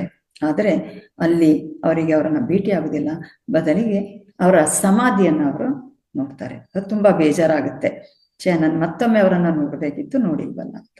ಆಮೇಲೆ ಇದು ನಡೆದು ಒಂದು ವರ್ಷದಲ್ಲಿ ಆ ಚಹಾ ಅಂಗಡಿಯನ್ನು ನಡೆಸ್ತಾ ಇದ್ರಲ್ಲ ಆ ಹಮೀದು ಸಹ ಮರಣವನ್ನ ಹೊಂದಿರ್ತಾರೆ. ಅಲ್ಲಿಗೆ ಆ ಒಂದು ಸಂಪರ್ಕ ಕಡಿತದೆ. ನಂತರ ಶ್ರೀ ಅವರು ಮತ್ತೆ ಮುಂದಿನ ಪ್ರಯಾಣವನ್ನ ಮಾಡ್ತಾರೆ. ಮುಂದಿನ ಪ್ರಯಾಣ ಇದು 11ನೇ ಅಧ್ಯಾಯ. ಇಲ್ಲಿ ಇವರು 3 ಸನ್ಯಾಸಿಗಳ ಬಗ್ಗೆ, ಇವರು 3 ಸನ್ಯಾಸಿಗಳನ್ನ ಭೇಟಿ ಆಗ್ತಾರೆ, ಅವರ ಬಗ್ಗೆ ಹೇಳ್ತಾ ಇದ್ದಾರೆ. ಕೆಲ ವಿಶಿಷ್ಟ ವ್ಯಕ್ತಿಗಳೊಂದಿಗೆ ನನ್ನ ಒಡನಾಟ. ಈಗಾಗಲೇ ನಾವು ತಿಳ್ಕೊಂಡ್ವಿ ಯಾರ್ಯಾರು ಎಲ್ಲೆಲ್ಲಿ ಹೋದ್ರು, ಏನೇನ ಕಂಡ್ರು, ಎಷ್ಟು ಗುರುಗಳು, ಇಂಥವ್ರನ್ನೆಲ್ಲ ನಾವು ಭೇಟಿ ಇದೆ ಅಂತ. ಅದರ ಜೊತೆಗೆ ಉಳಿದ 3 ಸನ್ಯಾಸಿಗಳನ್ನ ಇವರು ಭೇಟಿ ಆಗ್ತಾರೆ. ಈ 3 ಸನ್ಯಾಸಿಗಳು ಒಬ್ಬರಿಗೊಬ್ಬರು ತದ್ವಿರುದ್ಧ ಆದಂತಹ ಸನ್ಯಾಸಿಗಳು, ಒಬ್ಬರ ಹಾಗೆ ಒಬ್ಬರಿಗೆ. ಇದರಲ್ಲಿ ಒಬ್ರು ಅಭೇದಾನಂದ ಸ್ವಾಮಿ, ಅವರು ಚಳ್ಳಂಪಂತಿ ಸ್ವಾಮಿ ಅಂತ ಹೇಳ್ತಾರ ಅಲ್ಲಿ. ಆಮೇಲೆ ರಾಮಕೃಷ್ಣ ಮಿಷನ್ನ ತಪಸ್ಯಾನಂದರು ಮತ್ತೆ ಚೆಂಪಳಂತಿ ಸ್ವಾಮಿ, ಇದೆಲ್ಲವೂ ಸಹ ಹಿಂದೆನೆ ಬಂದಿತ್ತು. ಅಭೇದಾನಂದ ಆಕ್ಚುಲಿ ಅವರ ಫಸ್ಟ್ ಅಧ್ಯಾಯದಲ್ಲೇ ಇದೆ. ಅಂದ್ರೆ ಅವರು ಮನೆಯಲ್ಲಿದ್ದಾಗ ಅವರಿಗೆ ಭಜನೆ ಮಾಡತಕ್ಕಂಥದ್ದು, ಅವರ ಮನೆಯ ಮುಂದೆ ಭಜನೆ ಮಾಡ್ಕೊಂಡು ಹೋಗತಕ್ಕಂಥದ್ದು ಕಂಡಾಗ ಈ ಅಭೇದಾನಂದರೇ ಅದರಲ್ಲಿ ಲೀಡ್ ಮಾಡ್ತಾ ಇರ್ತಾರೆ. ಸೊ ಹೀಗೆ 3 ಸ್ವಾಮಿಗಳ ದರ್ಶನ ಆಗುತ್ತೆ ಅವರಿಗೆ. ಹಿಂದೂ ಧಾರ್ಮಿಕ ಆಚರಣೆಗಳಿಗೆ ಪ್ರಥಮ ಮುಖಾಮುಖಿಯಾಗಿದ್ದು ಮೃದಂಗ ತಾಳಗಳೊಟ್ಟಿಗೆ ಆ ಭಜನೆಯನ್ನ ಮಾಡ್ತೇವೆ, ಅವರ ಮನೆ ಮುಂದೆ ಹಾದು ಹೋಗ್ತಾರೆ ಇದ್ರಲ್ಲ ಅವ್ರಿಗೆ ಯಾವಾಗ್ಲೇ ಆಗುತ್ತೆ, ಈ ವ್ಯಕ್ತಿ ಖಾಲಿ ಒಂದು ಕಾಷಾಯವನ್ನ ಮಾತ್ರ, ಜೊತೆಗೆ ಒಂದು ಮುಂಡನ್ನ ಮಾತ್ರ ಧರಿಸಿರ್ತಾರೆ. ಬಹಳ ಒಂದು ಅವರ ಒಂದು ದೃಢಕಾಯ, ಅವರ ಉದ್ದನೆಯ ಒಂದು ವ್ಯಕ್ತಿತ್ವ, ಇದನ್ನ ನೋಡಿದಾಗ ಅವರಿಗೆ ಬಹಳ ಆ ದಿನನೇ ಒಂದು ಅಟ್ರಾಕ್ಷನ್ ಬಂದಿರುತ್ತೆ. ಸೊ ಅದೇ ಗುರುಗಳು, ಅದೇ ಸನ್ಯಾಸಿ ಅಭೇದಾನಂದರು ಅಂತ ಅವರಿಗೆ ಗೊತ್ತಾಗುತ್ತೆ. ಇವ್ರದ್ದು ಒಂದು ಆಶ್ರಮ ಇರುತ್ತೆ. ಅವ್ರು ಏನ್ ಮಾಡ್ತಾ ಇದ್ದಾರೆ ಅಂದ್ರೆ, ಚಿಕ್ಕ ವಯಸ್ಸಿನಲ್ಲೇ ಈ ಶ್ರೀಯಂ ಅವರಿಗೆ ಒಂದು ಸೈಕಲ್ ಇರ್ತದೆ, ಅದರಲ್ಲಿ ಅವರೆಲ್ಲ ಕಡೆ ಓಡಾಡ್ತಾ ಇರ್ತಾರೆ. ಹಾಗೇನೆ ಎಲ್ಲಿ ಈ ಭಜನೆ ಅಂತ ಇಂಥದ್ದು ಕಾಣುತ್ತೆ ಅಲ್ಲಿ ಸಹ ಇವರು ಸೇರ್ಕೊಂಡು ಅವರ ಹಿಂದೆ ಹೋಗ್ತಾರೆ. ಇವರಿಗೆ ಹೆಚ್ಚಿನದೇನು ಜ್ಞಾನ ಇರುವುದಿಲ್ಲ. ಅಲ್ಲಿ ಒಂದು ಕೋಟೆ ಇರುತ್ತೆ, ಈ ಅಭೇದಾನಂದ ಅವರು ಕಟ್ಟಿತಕ್ಕಂಥದ್ದು. ಮತ್ತೆ ಅದು ಒಂದು ಬ್ರಾಹ್ಮಣರು ಹೋದಾಗ ಅಲ್ಲಿ ಅವರಿಗೆ ವಸತಿಯನ್ನ ಕೊಡತಕ್ಕಂತಹ, ಸಾಮಾನ್ಯವಾಗಿ ಬ್ರಾಹ್ಮಣರಿರತಕ್ಕಂಥ ಏರಿಯಾವನ್ನ ಅಗ್ರಹಾರ ಅಂತ ಕರೀತಾರೆ. ಅದೇ ರೀತಿಯ ಒಂದು ವಸತಿಯನ್ನ ನೀಡತಕ್ಕಂಥ ಜಾಗ ಅಲ್ಲಿ ಇರುತ್ತದೆ. ಅಲ್ಲಿ ಒಂದು ಚಿಕ್ಕ ದೇವಸ್ಥಾನ ಇರ್ತದೆ, ಒಂದು ಪುಷ್ಕರಿಣಿಯೂ ಇರ್ತದೆ. ಅಲ್ಲಿಗೆ ಜನ ಎಲ್ಲ ಹೋಗಿ ಪ್ರಾರ್ಥನೆಗಳನ್ನ ಮಾಡಿ ಕೆಲವರಲ್ಲಿ ಉಳ್ಕೊಂಡು ಬರತಕ್ಕಂಥದ್ದು ಸಹ ಇರ್ತದೆ. ಇದು ಅಭೇದಾನಂದ ಅವರ ಒಂದು ಆಶ್ರಮ. ಇಲ್ಲಿ ಅವರು ಅಲ್ಲೇ ನೆಲೆ ನಿಂತು ಅಲ್ಲಿ ಈ ಪೂಜೆ ವಿಧಾನ, ಕೀರ್ತನೆಗಳು ಅಥವಾ ಭಜನೆಗಳು ಇದನ್ನೆಲ್ಲ ಮಾಡ್ತಾ ಇರತ್ತಾರೆ. ಇವರು ಕೌಪೀನವನ್ನ ಹೊರತುಪಡಿಸಿ ಇನ್ನೇನನ್ನು ಹಾಕ್ತಾ ಇರ್ಲಿಲ್ಲ, ಇನ್ನೆಲ್ಲವನ್ನು ಅವರು ತ್ಯಜಿಸಿದ್ರು. ಇವರನ್ನ ಕಾಣ್ಲಿಕ್ಕೆ ಹೋದಾಗ ಅವರಿಗೆ ಸುಮಾರು 55 ವರ್ಷ ವಯಸ್ಸಾಗಿತ್ತು. ಹಿಮಾಲಯದ ಗುಡಿ ಗೋಪುರಗಳನ್ನ ಒಳಗೊಂಡು ಭಾರತದ ಎಲ್ಲ ಯಾತ್ರಾ ಸ್ಥಳಗಳನ್ನ ಕಾಲ್ನಡಿಗೆಯಲ್ಲಿ ಇವರು ಸುತ್ತಾಡಿ ಬಂದಿದ್ದವರು ಸಹ ಆಗಿ ಅವರಲ್ಲಿ ನೆಲೆಸಿರುತ್ತಾರೆ. ಉನ್ನತ ನಿಲುವು, ಗೋಧಿ ವರ್ಣ, ಹೆಗಲಿನವರೆಗೆ ಇಳಿಬಿದ್ದ ಗುಂಗುರು ಕೂದಲು, ಸ್ಫುರದ್ರೂಪಿ ಇವರು, ಕರಿ ಬಿಳಿ ಮಿಶ್ರ ಗಡ್ಡವನ್ನ ಹೊಂದಿದ್ದ ಒಂದು ವ್ಯಕ್ತಿತ್ವವನ್ನು ಅವರು ಹೊಂದಿದ್ರು. ಜೊತೆಗೆ ಮೃದು ಹೃದಯವನ್ನು ಸಹ ಹೊಂದಿದ್ದವರು. ಇಷ್ಟವರೆಗೆ ನಾನು ಇಂಥ ಒಂದು ಮೃದು ಹೃದಯವಂತಿಕೆಯ ಮನುಷ್ಯನನ್ನ ನಾನು ಕಂಡೇ ಇಲ್ಲ, ಫಸ್ಟ್ ಟೈಮ್ ನಾನು ಇಂಥವರನ್ನ ಕಂಡಿದ್ದೆ ಅಂತ ಹೇಳತಕ್ಕಂಥದ್ದನ್ನ ಶ್ರೀಯಂ ಅವರು ಹೇಳ್ತಾರೆ. ಆಮೇಲೆ ಒಂಥರ ಮೃದು ಮಾತು, ಹಿತಾಮಿತ, ಬೌದ್ಧಿಕತೆಯ ಹುರಿಯಾಳಿನಂತಿದ್ದರು. ಆದರೆ ವೇದಾಂತಿಯಾಗಿರಲಿಲ್ಲ.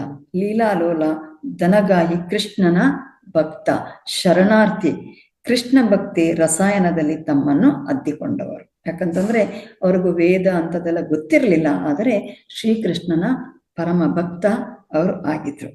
ಭಕ್ತಿ ಗೀತೆಗಳನ್ನ ಹಾಡುವಾಗ ಅವರ ಒಂದು ಶ್ರುತಿ ಇದೆಯಲ್ಲ, ತುಂಬಾ ಚೆನ್ನಾಗಿ ಎಲ್ಲ ಒಂದು ಹಾಡುಗಳಿಗೆ ಹೊಂದಾಣಿಕೆ ಆಗ್ತಿತ್ತು. ಮತ್ತೆ ಅವರು ಬಾಷ್ಪ ಪೂರಿತವಾಗಿ ಸಮಾಧಿ ಸ್ಥಿತಿ ತಲುಪಿ ಬಿಡ್ತಾ ಇದ್ರು.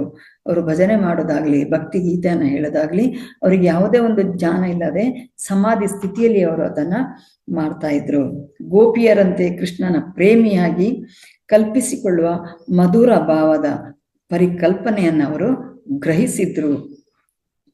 ಅವರು ವಿಶ್ರಾಂತಿ ಪಡೆಯುತ್ತಿದ್ದ ಸಮಯ ಬಿಟ್ರೆ ಉಳಿದ ಎಲ್ಲ ವೇಳೆಯಲ್ಲಿ ಆಶ್ರಮಕ್ಕೆ ಹೋಗಿ ಸ್ವಾಮಿಗಳನ್ನ ನೇರ ಭೇಟಿ ಆಗತಕ್ಕಂಥ ಅವಕಾಶ ಸಹ ಈ ಶ್ರೀಯಂ ಅವರಿಗೆ ಸಿಕ್ತು. ಅವರಿಗೆ ಕೆಲವು ಭಕ್ತರು ಸಹ ಇದ್ರು, ಅವರ ಗುಂಪಿನವರು. ಈ ಒಂದು ಸಣ್ಣ ಭಕ್ತರ ಗುಂಪಿನಲ್ಲಿ ಶ್ರೀಯಂ ಸಹ ಸೇರ್ಕೊಂಡು ಭಜನೆ ಎಲ್ಲ ಮಾಡತಕ್ಕಂಥದನ್ನ ಸಹ ಮಾಡ್ತಾ ಇದ್ರು. ಜೊತೆಗೆ ಸ್ವಾಮಿಗಳು ಸದಾ ಹಸನ್ಮುಖದಿಂದನೇ ಇರ್ತಾ ಇದ್ರು. ಯಾರು ಹೋದ್ರು ಅವರಿಗೆ ಊಟ ಮಾಡತಕ್ಕಂಥದ್ದು, ಅವರಿಗೆ ವಸತಿಯನ್ನ ಕೊಡತಕ್ಕಂಥದ್ದು, ಇಂಥದನ್ನ ಅವರು ಮಾಡ್ತಾ ಇದ್ರು. ಯಾರು ಹೋದ್ರು ಊಟ ಮಾಡದೆ ಹೋಗ್ಲಿಕ್ಕೆ ಅವರು ಬಿಡ್ತಾ ಇರಲಿಲ್ಲ. ಪ್ರಸಾದವನ್ನ ಸ್ವೀಕಾರ ಮಾಡಿನೇ ಹೋಗ್ಬೇಕು ಅಂತ ಅವರು ಮಾಡ್ತಾ ಇದ್ರು. ಒಂದು ದಿನ ಶುಕ್ರವಾರ ದಿನ ಇವರು ಮಠದ ಒಳಗೆ ಹೋಗ್ತಾರೆ, ಅವರ ಆಶ್ರಮದಲ್ಲಿ. ಆವಾಗ ಸ್ವಾಮಿ ಒಬ್ಬರೇ ಕುಳಿತಿರ್ತಾರೆ. ಹಾಗೆ ಇವರಿಗೆ ಒಂದು ಆಗುತ್ತೆ, ಇವರು ನನ್ನನ್ನೇ ಕಾಯ್ತಾ ಇದ್ದಾರೇನೋ, ಒಬ್ಬರೇ ಕೂತಿದಾರಲ್ಲ ಅಂತ ಇವರು ಹೋಗಿ ಪಕ್ಕದಲ್ಲೇ ಇದ್ದಂತ ಕುರ್ಚಿಯಲ್ಲಿ ಅವರು ಆರಾಮಾಗಿ ಕುಳಿತಿರ್ತಾರೆ. ಪಕ್ಕದಲ್ಲಿ ಇವರು ಸಹ ಕೆಳಗೆ ನೆಲದಲ್ಲಿ ಮಂಡಿ ಊರಿ ಕೂತ್ಕೊಳ್ತಾರೆ. ಅವರು ಬಹಳ ಪ್ರೀತಿಯಿಂದ ಇವರನ್ನ ನೋಡುತ್ತಾ ಗಲ್ಲವನ್ನ ತಟ್ಟಿ ಅವರು ಹೇಳ್ತಾ ಇರ್ತಾರೆ, ಎಲ್ಲರಿಗೂ ಬೇಕಾಗಿರತಕ್ಕಂಥದ್ದು ಪ್ರೇಮ ಅಷ್ಟೇ, ಪ್ರೀತಿ ಅಷ್ಟೇ ಬೇಕಾಗಿರೋದು. ಎಲ್ಲೇ ಇಲ್ಲದುದನ್ನ ತಲುಪುವಲ್ಲಿ ಎಲ್ಲ ವಾದಗಳು, ಎಲ್ಲ ಚರ್ಚೆಗಳು ಸೋಲುತ್ತವೆ, ಪ್ರೀತಿ ಒಂದೇ ಗೆಲ್ಲುತ್ತೆ. ಆದ ಕಾರಣ ಪ್ರೀತಿ ಪ್ರೇಮ ಅಂತ ಹೇಳತಕ್ಕಂಥದ್ದೇ ಬಹಳ ಶ್ರೇಷ್ಠವಾದದ್ದು, ಎಲ್ಲರ ಹೃದಯವನ್ನು ಮುಟ್ಟತಕ್ಕಂಥದ್ದು ಸಹ ಅದೇ. ಅದರಿಂದ ನೀನು ಕೃಷ್ಣನನ್ನ ಕಾಣು, ನೀನು ಪ್ರೀತಿಸು, ಗೋಪಿಯರಂತೆ ನೀನು ಕೃಷ್ಣನನ್ನ ಪ್ರೀತಿಸು ಅಂತ ಹೇಳತಕ್ಕಂಥ ಮಾತನ್ನ ಹೇಳ್ತಾರೆ. ಆಮೇಲೆ ಇಷ್ಟು ಹೇಳ್ಬಿಟ್ಟು ಅವರವರ ಭುಜದ ಮೇಲೆ ಕೈಯನ್ನಿಟ್ಟು ಆಶೀರ್ವಾದನ ಮಾಡ್ತಾರೆ. ಆವಾಗ ಇವರ ಕಣ್ಣಿನಲ್ಲಿ ಒಂಥರ ಕಂಬನಿ ಬರ್ತಾ ಇರ್ತದೆ.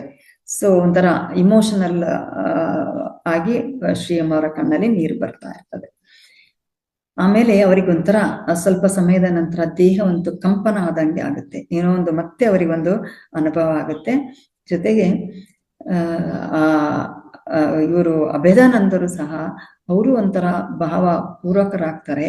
ಒಂಥರ ಪ್ರಜ್ಞೆ ಇಲ್ಲದಂತ ಸ್ಥಿತಿಗೆ ಬಂದು ಸ್ವಲ್ಪ ಹೊತ್ತಾದ್ಮೇಲೆ ಅವರು ಮತ್ತೆ ಪ್ರಜ್ಞಾವಸ್ಥೆಗೆ ಬರ್ತಾರೆ.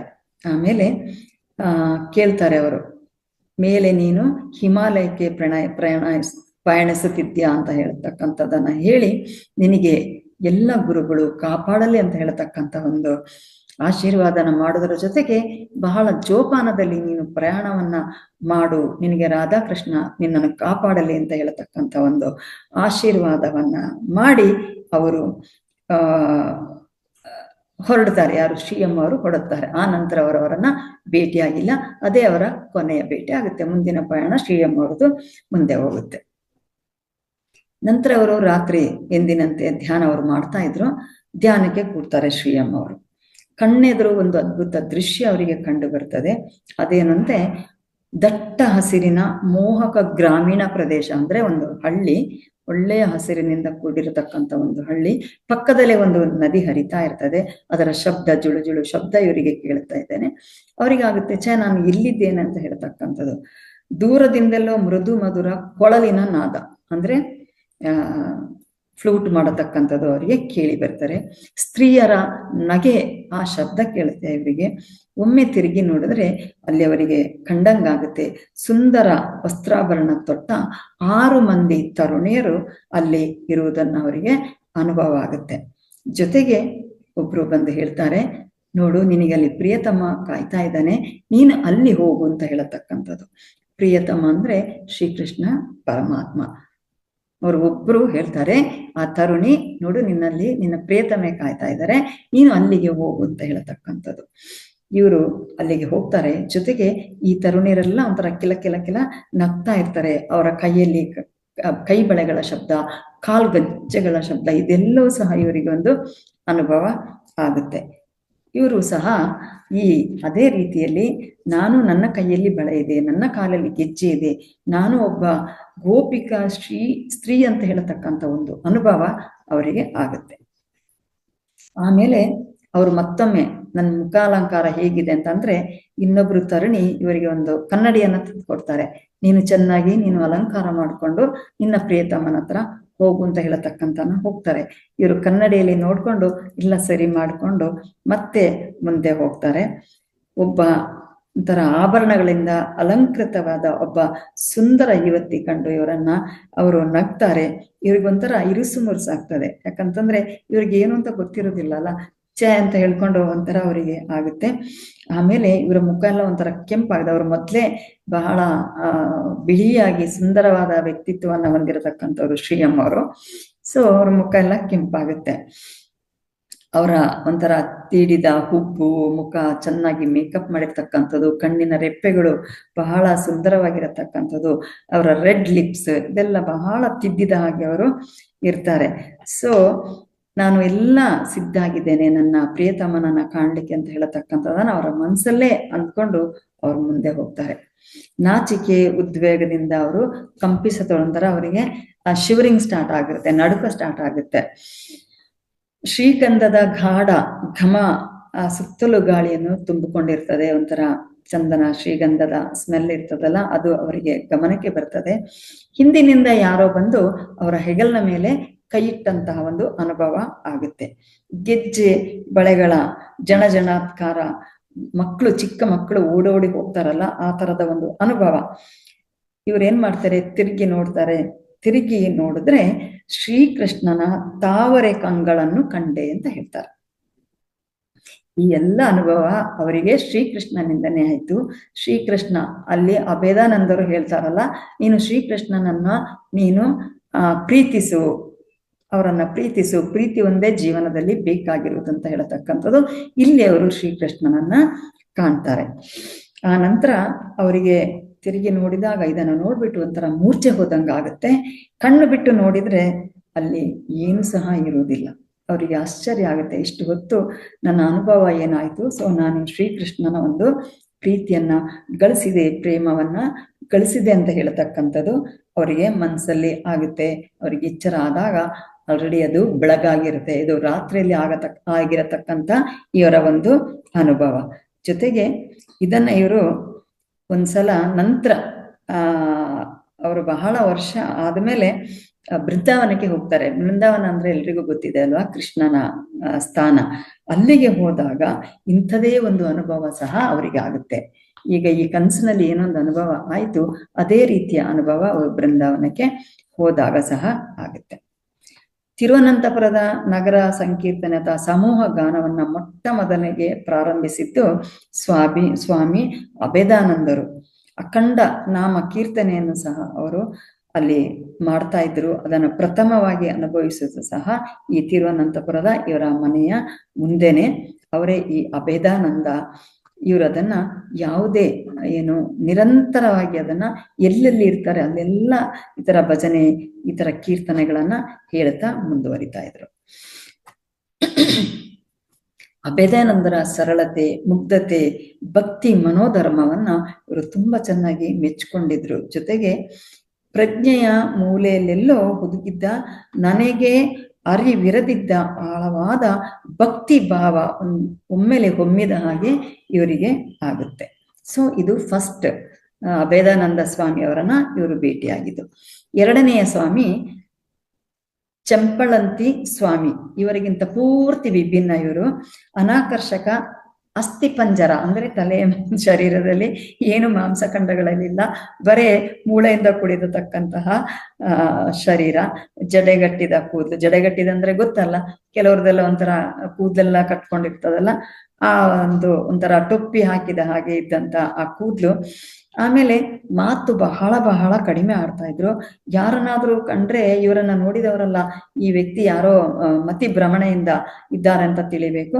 ಹಾಗಿದ್ದ ಒಂದು ವ್ಯಕ್ತಿ ಒಂದು ಕೇವಲ ಬಿಳಿ ಒಂದು ಮುಂಡನ್ನ ಸುತ್ತಕೊಂಡು ಪುಟ್ಟದೊಂದು ಹುಲ್ಲಿನ ಗುಡಿಸಿನೊಳಗೆ ಇವರು ಪದ್ಮಾಸನ ಹಾಕಿ ಯಾವಾಗ್ಲೂ ಕೂತಿರತಕ್ಕಂಥ ಸ್ವಾಮಿಯವರು. ಇವರು ತಿರುವನಂತಪುರದ ಹೊರವಲಯದಲ್ಲಿ ಒಂದು ಸಣ್ಣ ಗ್ರಾಮದಲ್ಲಿ ಚೆಂಪಳಂತಿ ಹೇಳತಕ್ಕಂಥ ಊರಿನಲ್ಲಿ ಇದ್ರು. ಇದು ನಾನು ನಿನ್ನೆ ಸ್ವಾಧ್ಯಾಯವನ್ನ ಕೊಟ್ಟಾಗ ಹೇಳಿದೆ ನಾರಾಯಣ ಗುರುಗಳ ಬಗ್ಗೆ. ಆ ಗುರುಗಳ ಜನ್ಮಸ್ಥಾನ ಇದು ಚೆಂಪಳಂತಿ ಹೇಳತಕ್ಕಂಥದ್ದು. ಅಲ್ಲಿ ಇವರು ಇದ್ರು. ಇವರು ಈ ಶ್ರೀಯಂ ಅವರು ಓದ್ತಾ ಇರತಕ್ಕಂಥ ಲೋಯಲ ಕಾಲೇಜಿನ ಪಕ್ಕನೆ ಆ ಊರಿತ್ತು. ಆದ ಕಾರಣ ತುಂಬಾ ಏನು ದೂರ ಇರಲಿಲ್ಲ. ಯಾವಾಗ್ಲೂ ಇವರು ಯಾವಾಗ ಈ ಸ್ವಾಮಿಯನ್ನ ಕಾಣ್ಲಿಕ್ಕೆ ಸಿಗುತ್ತೆ ನೋಡೋಣ ಅಂತ ಹೇಳತಕ್ಕಂಥದನ್ನ ಮಾಡಿ ಅಲ್ಲಿಗೆ ಅವರು ಒಂದು ಮಧ್ಯಾಹ್ನ ತನ್ನ ಕಾಲೇಜಿಂದ ಅಲ್ಲಿಗೆ ಹೊರಟು ಹೋಗ್ತಾರೆ. ಇವರು ಅವರ ಮನೇನೂ ಪಕ್ಕದಲ್ಲೇ ಇತ್ತು. ಆದ್ರೆ ಸ್ವಲ್ಪ ಸಮಯದ ನಂತರ ಅವರು ಮನೆಯನ್ನು ಬದಲಾಯಿಸಿದ ಕಾರಣ ಆ ಒಂದು ಸ್ಥಳಕ್ಕೆ ಹೋಗ್ಲಿಕ್ಕೆ ಅವರಿಗೆ ಸಮಯನೇ ಬೇಕಾಯಿತು. ಆದ್ರೆ ಒಂದು ದಿನ ಈ ಸ್ವಾಮಿಯನ್ನ ನೋಡ್ಲೇಬೇಕಂತ ಹೊರಡ್ತಾರೆ. ಸ್ವಾಮಿ ಒಂದು ಕಾಲದಲ್ಲಿ ಚಹಾ ಅಂಗಡಿಯನ್ನ ನಡೆಸ್ತಾ ಇದ್ರು. ಇದ್ದಕ್ಕಿದ್ದ ಹಾಗೆ ಅವರಿಗೆ ಒಂದು ದಿನ ಒಂದು ಹಿಮಾಲಯದಿಂದ ಬಂದಂತಹ ಒಂದು ಸನ್ಯಾಸಿ ಸಾಧು ಒಬ್ರು ಅವರಿಗೆ ರಾಮ ಮಂತ್ರದ ದೀಕ್ಷೆಯನ್ನ ನೀಡಿರ್ತಾರೆ. ಆ ನಂತರ ಚಹಾದ ಅಂಗಡಿ ನಡೆಸೋದನ್ನ ಬಿಟ್ಟು ಅವರು ಈ ಒಂದು ಸನ್ಯಾಸತ್ವವನ್ನ ಅವರು ಪಡ್ಕೊಂಡಿರ್ತಾರೆ. ಯಾವಾಗಲೂ ನಾಮಸ್ಮರಣೆಯಿಂದಲೇ ಇರತಕ್ಕಂಥದ್ದು. ರಾಮ ಮಂತ್ರವನ್ನೇ ಇವರು ಜಪಿಸ್ತಾ ಇರತಕ್ಕಂಥದ್ದು. ಅವ್ರಿಗೊಂಥರ ರಾಮನ ಒಂದು ಅವತಾರನೇ ಅವರಲ್ಲಿ ಆವರಿಸ್ಕೊಂಡಿತ್ತು. ಎಷ್ಟರ ಮಟ್ಟಿಗೆ ಅಂತಂದ್ರೆ ಇವರು ಲೌಕಿಕ ಚಟುವಟಿಕೆಗಳನ್ನ ಮಾಡ್ಲಿಕ್ಕೆ ಆಗುದೇ ಇಲ್ಲ ಅಂತ ಹೇಳತಕ್ಕಂಥ ಅಷ್ಟು ಮಂತ್ರವನ್ನ ಪಠಿಸುತ್ತಾ ಚಹಾದ ಅಂಗಡಿನ ಮುಚ್ಚಿ ಹಾಕಿ ಕೊನೆಗೆ ಇವರು ಕಾಡಲ್ಲಿ ಹೋಗಿ ನೆಲೆಸ್ಲಿಕ್ಕೆ ಪ್ರಾರಂಭ ಮಾಡಿದ್ರು. ಮರವನ್ನ ಏರಿ ಮಂಗನ ಹಾಗೆ ಅವರು ಮರದಲ್ಲೇ ಇರ್ತಾ ಇದ್ರು. ಮರದಲ್ಲೇ ಹಣ್ಣುಗಳನ್ನ ತಿಂದು, ನಾವು ಕೋತಿ ಆಡ್ತದೆ ಅಂತ ಹೇಳ್ತೇವಲ್ಲ, ಅವರಿಗೆ ಮೈ ಮೇಲೆ ಆವೇಶ ಆದಾಗ ಅದೇ ರೀತಿಯಲ್ಲಿ ಇವರು ವರ್ತಿಸುತ್ತಾ ಸುಮಾರು ದಿನಗಟ್ಲೆ ಅವರು ಮರದಲ್ಲೇ ಉಳಿದು ಬಿಡ್ತಾ ಇದ್ರು. ವಾನರನಂತಾನೆ, ಮಂಗನಂತಲೇ ಅವರ ವರ್ತನೆ ಸಹ ಇರ್ತಾ ಇತ್ತು. ಬೀಜ ಇರತಕ್ಕಂಥ ಕಾಯಿಯನ್ನ ತಿನ್ನುತ್ತಾ ಮರದಿಂದ ಮರಕ್ಕೆ ಜಿಗಿಯುತ್ತಾ ಇರ್ತಾ ಇದ್ರು. ಹೀಗಿರುವಾಗ ಒಮ್ಮೆ ಅವರಿಗೆ ತಮ್ಮ ಇಷ್ಟ ದೇವತೆ ಮತ್ತೆ ರಾಮನ ದರ್ಶನ ಆಗುತ್ತೆ. ಅವರಿಗೆ ದರ್ಶನ ಆಗಿದ್ದು ಮರದಿಂದ ಇಳಿದು ಬಂದು ಅವರು ಚಳ್ಳಂಪತಿಯ ರಾಮ ದೇಗುಲದ ಪಕ್ಕದಲ್ಲೇ ಇದ್ದ ಗುಡಿಸಲಿನಲ್ಲಿ ಅವರು ವಾಸವನ್ನ ಮಾಡಲಿಕ್ಕೆ ಪ್ರಾರಂಭ ಮಾಡ್ತಾರೆ. ಇವರು ಶ್ರೀಯಮ್ಮ ಅವರು ಆ ಗುಡಿಸಲಿನಲ್ಲೇ ಇವರನ್ನ ಭೇಟಿ ಮಾಡಿದ್ರು. ಗುಡಿಸಲಿನ ಹೊರಗೆ ಯಾರೊಬ್ರು ಕೂತಿರ್ತಾರೆ. ಇವರು ಹೋಗ್ಬಿಟ್ಟು ಅವರನ್ನ ಕೇಳ್ತಾರೆ, ನಾನು ಗುರುಗಳನ್ನ ನೋಡಬಹುದು ಅಂತ ಹೇಳತಕ್ಕಂಥದ್ದು. ಅವರು ಒಳಗೆ ಹೋಗಿ ಅವರ ಅನುಮತಿಯನ್ನ ಪಡೆದು ಒಳಗೆ ಹೋಗುವಂತ ಇವರನ್ನ ಕಳಿಸ್ತಾರೆ. ಆ ನಂತರ ಒಳಗೆ ಹೋದ್ರೆ ಸಗಣಿ ಸಾರಿಸಿದ ನೆಲ ಒಂಥರ ಕೃಷದೇಹಿ ಅಂದ್ರೆ ಮೂಳೆಗಳಿಂದ ಕೂಡಿರತಕ್ಕಂಥ, ಮತ್ತೆ ಆ ಜಡೆಯಿಂದ ಕೂತಿರತಕ್ಕಂಥದ್ದು. ಇವರನ್ನ ನೋಡಿದ ತಕ್ಷಣ ಒಂಥರ ಪರಿಚಯ ಇದ್ದಾಗೆ ಬಾ ಅಂತ ಕರೀತಾರೆ, ಪಕ್ಕದಲ್ಲಿ ಕೂತ್ಕೋ ಅಂತ ಹೇಳ್ತಾರೆ, ಸನ್ನೆ ಮಾಡ್ತಾರೆ, ಕೂತ್ಕೊಂಡಿರ್ತಾರೆ. ಅವ್ರು ಕೇಳ್ತಾರೆ ರಾಮಾಯಣಂ ಅಂತ ಹೇಳ್ತಕ್ಕಂಥದನ್ನ ಅಷ್ಟೇ ತೀಕ್ಷ್ಣವಾಗಿ ಅಷ್ಟೇ ಮಾತಾಡ್ತಾರೆ. ಅದಕ್ಕೆ ಇವರು ನಾನು ಓದಿದ್ದೇನೆ ಅಂತ ಹೇಳ್ತಾರೆ. ನಂತರ ಸಾಲದು ಅಂತ ಹೇಳ್ತಾರೆ. ಅವರು ಮಾತನ್ನ ನಿಲ್ಲಿಸ್ಬಿಟ್ಟು ರಾಮಾಯಣ ಓದಿದ್ದು ಸಾಲದು ಅಂತ ಅವರೇ ಹೇಳ್ತಾರೆ. ಹಾಗಾದ್ರೆ ರಾಮಾಯಣಂ ಅಂತ ಹೇಳ್ತಾರೆ. ರಾ ಬೇರೆ ಒಂದು ಅಕ್ಷರ, ಮಾಯಣಂ ಒಂದು ಪದ. ಆಗ ಇವರಿಗೆ ಅರ್ಥ ಆಗುತ್ತೆ. ಇದು ಒಂದು ಒತ್ತು ಸ್ಪಷ್ಟವಾಗಿತ್ತು. ಮಹದ್ ಗ್ರಂಥ ರಾಮಾಯಣದ ಬಗ್ಗೆ ಅವರು ಮಾತಾಡುತ್ತಿರ್ಲಿಲ್ಲ. ಇವರು ಕೇಳಿದ್ದು ರಾಮಾಯಣ ಓದಿದ್ಯಾ ಅಂತ ಅಲ್ಲ. ಆ ಶಬ್ದವನ್ನು ರಾ ಮತ್ತೆ ಮಾಯಣಂ ಅಂತ ವಿಂಗಡಿಸಿದ್ರು. ರಾ ಅಂದರೆ ರಾತ್ರಿ ಅಥವಾ ಕತ್ತಲೆ, ಅಂದ್ರೆ ಇರುಟ್ ಅಂತ ಹೇಳ್ತಾರೆ ಮಲಯಾಳದಲ್ಲಿ. ಸೊ ಕತ್ಲೆ, ಈ ಕತ್ತಲೆ ದೂರ ಆಗಬೇಕು, ಆಗ ರಾಮ ಕಾಣಿಸ್ತಾನೆ ಅಂತ ಹೇಳತಕ್ಕಂಥದ್ದನ್ನ ಅವ್ರು ಹೇಳಿದ್ರು. ಅವರು ರಾಮಾಯಣ ಅಂತ ಹೇಳಿದಾಗ ಇವರು ತಕ್ಷಣ ನಾನು ಓದಿದ್ದೇನೆ ಅಂತ ಹೇಳ್ತಾರಲ್ಲ, ಬಟ್ ಅವರು ಆ ಅರ್ಥದಲ್ಲಿ ಅವರು ಕೇಳಿಲ್ಲ. ನೀನ್ ರಾಮಾಯಣ ಓದಿದ್ಯಾ ಅಂತ ಹೇಳತಕ್ಕಂಥದ್ದು ಅಲ್ಲ. ರಾ ಅಂದರೆ ಕತ್ತಲೆ, ಅಂದ್ರೆ ನೀನ್ ಕತ್ತಲೆಯಿಂದ ಹೊರಗೆ ಬರಬೇಕು, ಆವಾಗ ನಿನಗೆ ರಾಮನ ಒಂದು ದರ್ಶನ ಆಗ್ತದೆ ಅಂತ ಹೇಳತಕ್ಕಂಥದ್ದನ್ನ ಹೇಳ್ತಾರೆ. ವೇದಾಂತದ ಮಹತ್ ಸತ್ಯವನ್ನು ಸರಳ ಭಾಷೆಯಲ್ಲಿ ಒಬ್ಬ ಅವಿದ್ಯಾವಂತ ಚಹದ ಅಂಗಡಿಯಲ್ಲಿರುವ ಅವರು ಹೇಗೆ ಪ್ರಸ್ತುತಪಡಿಸಿದ್ರು ಅಂತ ಹೇಳತಕ್ಕಂಥದ್ದು ಇವರಿಗೆ ಬಹಳ ಒಂದು ಆಶ್ಚರ್ಯ ಆಗ್ತದೆ. ಇಂಥ ಒಂದು ಜ್ಞಾನ ಅಂತ ಹೇಳತಕ್ಕಂಥದ್ದು, ನೀನು ಅಂಧಕಾರದಿಂದ ಹೊರಗೆ ಬಾ ಅಂತ ಹೇಳತಕ್ಕಂಥದ್ದು ಹೇಳಿ, ಮತ್ತೆ ಅವರು ಮರದಿಂದ ಮರಕ್ಕೆ ಹಾರ್ತಾ ಇದ್ದವರು, ಮರದ ಕಾಯಿಯನ್ನು ತಿಂತಾ ಇದ್ದವರು ಇದೇ ವ್ಯಕ್ತಿಯ ಇದುವೇನಾ ಅಂತ ಹೇಳತಕ್ಕಂಥವರಿಗೆ ಬಹಳ ಆಶ್ಚರ್ಯ ಆಗುತ್ತೆ. ಯಾಕಂದ್ರೆ ಅಷ್ಟೊಂದು ಜ್ಞಾನ ಅವರಲ್ಲಿ ಇದೆ, ಆದರೆ ಈ ಕೋತಿಯ ಹಾಗೆ ಆಡ್ತಾ ಇದ್ರಲ್ಲ ಅಂತ ಹೇಳತಕ್ಕಂಥದ್ದು. ಯಾಕಂತಂದ್ರೆ ಅದು ಹನುಮಂತನ ಒಂದು ಆವೇಶ ಅವರ ಮೈ ಮೇಲೆ ಬಂದಾಗ ಅವರು ಆ ಥರ ಆಗ್ತಾರೆ. ಆ ನಂತರ ಇವರು ಶ್ರೀಯಮ್ಮ ಅವರು ಹೊರಡ್ಲಿಕ್ಕೆ ಸಿದ್ಧರಾಗ್ತಾರೆ. ಅವರು ಇವರ ಹಣೆಯನ್ನ ಮುಟ್ಟಿ ಆಶೀರ್ವಾದವನ್ನ ಮಾಡ್ತಾರೆ. ಹೊರಡುವಾಗ ಅವರಿಗೂ ಸಹ ಅವರ ಪಾದಕ್ಕೆ ಎರಗಿ ನಮಸ್ಕಾರವನ್ನ ಮಾಡಿ ಅಲ್ಲಿಂದ ಮುಂದೆ ಬರ್ತಾರೆ. ಮೂರನೆಯ ಸ್ವಾಮಿ ಬೇಗ ಒಂದು 5-10 ನಿಮಿಷದಲ್ಲಿ ಮುಗಿಸ್ತೇನೆ. ತಪಸ್ಯಾನಂದರು.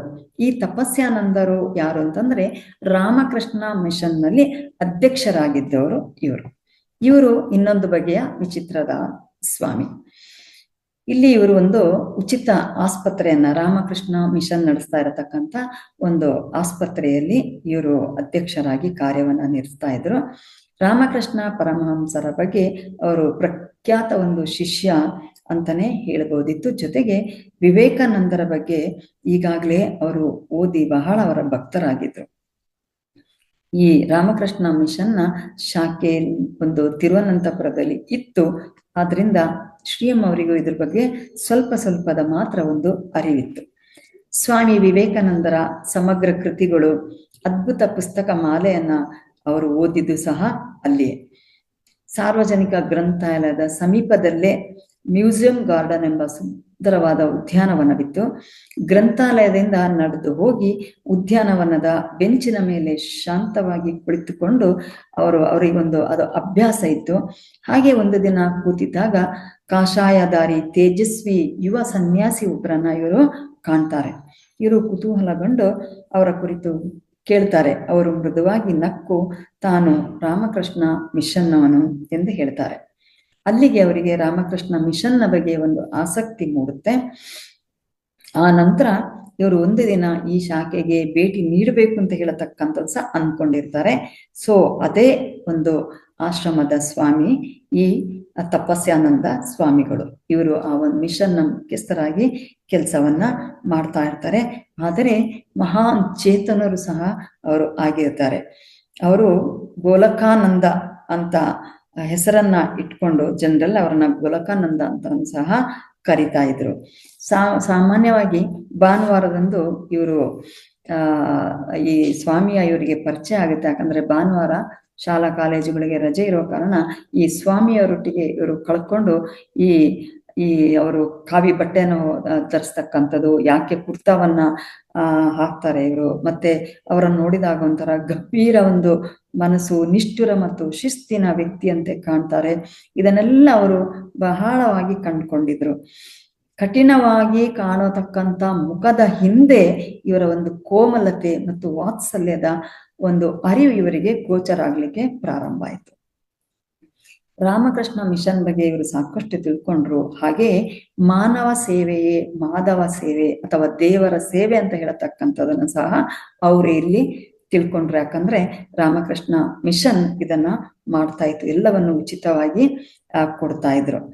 ರಾಮಕೃಷ್ಣರ ಶಿಷ್ಯರಲ್ಲೊಬ್ಬರಾದ ಪರಮೋಚ್ಚರಾದ ಸ್ವಾಮಿ ವಿವೇಕಾನಂದರ ಮಾರ್ಗದರ್ಶನದಲ್ಲಿ ಚಳುವಳಿಯ ಅತಿರಥ ಮಹಾರಥರು ಹೇಗೆ ಅವಿಶ್ರಾಂತವಾಗಿ ದುಡಿದರು ಅಂತ ಹೇಳತಕ್ಕಂಥದ ಒಂದು ಅರಿವು ಸಹ ಇವರು ಅಲ್ಲಿ ಕಲ್ತ್ಕೊಂಡ್ರು. ರಾಮಕೃಷ್ಣ ಆಶ್ರಮದಲ್ಲಿ ಇವರು ಮಹಾರಾಜರಂದೇ ಹೆಸರಾಗಿದ್ದ ಸ್ವಾಮಿ ಶಿವಾನಂದ ಅಂತ ಹೇಳತಕ್ಕಂಥ ಶಿಷ್ಯರನ್ನು ಸಹ ಇವರು ಭೇಟಿಯನ್ನ ಆಗ್ತಾರೆ. ಹಾಗೇನೆ ರಾಮಕೃಷ್ಣರ ಪತ್ನಿ ಇದ್ದಾರಲ್ಲ ಶಾರದಾ ದೇವಿ, ಇವರು ಇಷ್ಟು ವರ್ಷಗಳ ಕಾಲ, ಹಲವು ವರ್ಷಗಳ ಕಾಲ ಮಾಡಿದಂತಹ ಸೇವೆಯ ಬಗ್ಗೆನೂ ಇವರು ತಿಳ್ಕೊಳ್ತಾರೆ. ಆ ನಂತರ ಸಾಮಾನ್ಯವಾಗಿ ಇವರು ಭಾನುವಾರದಂದು ಷಣ್ಮುಖಂ ಸಮುದ್ರ ಕಿನಾರೆಯಲ್ಲಿ ಕಲರಿ ಅಂತ ಹೇಳತಕ್ಕಂಥದ್ದು ನನಗೆ ಗೊತ್ತಿಲ್ಲ ಎಷ್ಟು ಜನಕ್ಕೆ ಗೊತ್ತು ಅಂತ. ಇದು ಒಂದು ಕಲರಿ ವಿದ್ಯೆ. ಇದು ಸಾಮಾನ್ಯವಾಗಿ ಕೇರಳದವರು ಮಾಡತಕ್ಕಂಥದ್ದು. ಇಲ್ಲಿ ಕೆಲವು ಕಡೆ ಮಾತ್ರ ಇದೆ. ಅದು ಒಂದು ಒಳಗಿನ ಪ್ರದೇಶದಲ್ಲಿ ಕಾಡಿನ ಮಧ್ಯದಲ್ಲಿ ದೊಡ್ಡ ಒಂದು ಹಳ್ಳವನ್ನ ಮಾಡಿ ಅದರಲ್ಲಿ ಆ ಕಲರಿ ವಿದ್ಯೆಯನ್ನು ಕಲಿಸತಕ್ಕಂಥದ್ದು ಇದೆ. ಇವರು ಇಲ್ಲಿ ಹೋಗಿ ಆ ಕಲರಿ ವಿದ್ಯೆಯಲ್ಲಿ ಸಹ ಸಾಕಷ್ಟು ಪರಮಹಂಸರ ದೃಷ್ಟಾಂತ ಕಥೆಗಳನ್ನು ಆಧರಿಸಿ ಸರಳ ಭಾಷೆಯಲ್ಲಿ ಅಲ್ಲಿ ಬರುವವರಿಗೆ ಇವರು ವಿವರಣೆಯನ್ನ ನೀಡ್ತಾ ಇದ್ರು. ಬಹಳ ವರ್ಷಗಳ ನಂತರ ಸ್ವಾಮಿ ತಪಸಾನಂದರು ಚೆನ್ನೈನ ರಾಮಕೃಷ್ಣ ಮಿಷನ್ನಲ್ಲೂ ಸಹ ಮುಖ್ಯಸ್ಥರಾಗಿ ಕೆಲಸವನ್ನ ಮಾಡ್ತಾ ಇದ್ರು. ಅಲ್ಲಿ ವಿವಿಧ ಕೇಂದ್ರಗಳೇ ಕಾಲಕ್ಕೆ ಹೆಚ್ಚಿನ ಒಂದು ಸಹಾಯ ಮಾಡತಕ್ಕಂಥದ್ದು, ಜೊತೆಗೆ ರಾಮಕೃಷ್ಣ ಮಂತ್ರದ ದೀಕ್ಷೆಯನ್ನು ಸಹ ಶ್ರೀ ಎಂ ಅವರಿಗೆ ನೀಡಿದ್ರು. ಅವರು ತೋರಿದ ಕೃಪೆಗಾಗಿ ನಾನು ಅವರಿಗೆ ಅನವರತ ಋಣಿಯಾಗಿರುವೆ ಅಂತ ಹೇಳ್ತಕ್ಕಂಥ ಮಾತನ್ನು ಸಹ ಇಲ್ಲಿ ಅವರು ಹೇಳ್ತಾರೆ. ಹಾಗೆ 3 ಜನ ಸನ್ಯಾಸಿಗಳು 3 ವಿವಿಧ ಒಂದು ರೀತಿಯಲ್ಲಿ ಇರತಕ್ಕಂಥ ವ್ಯಕ್ತಿತ್ವವನ್ನು ಇವರು ಭೇಟಿಯಾಗ್ತಾರೆ. ಇವರು ಸಾಮಾನ್ಯವಾಗಿ ಆಗಿರತಕ್ಕಂಥ ಎಲ್ಲ ಸ್ವಾಮಿಗಳಿಂದಲೂ ಇವರು ಪಡ್ಕೊಂಡದೇನು ಅಂತಂದ್ರೆ ಉನ್ನತ ಜ್ಞಾನ, ಉನ್ನತ ಒಂದು ಮಾರ್ಗದರ್ಶನ, ಉನ್ನತ ಒಂದು ಆಶೀರ್ವಾದ.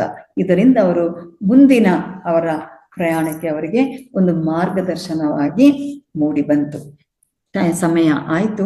ಆದ ಕಾರಣ ಇದು 2 ಅಧ್ಯಾಯದೊಂದಿಗೆ ಇಂದಿನ ಈ ಸ್ವಾಧ್ಯಾಯವನ್ನ ನಾನು ಇಲ್ಲಿಗೆ ವಿರಾಮವನ್ನ ಹೇಳ್ತೇನೆ.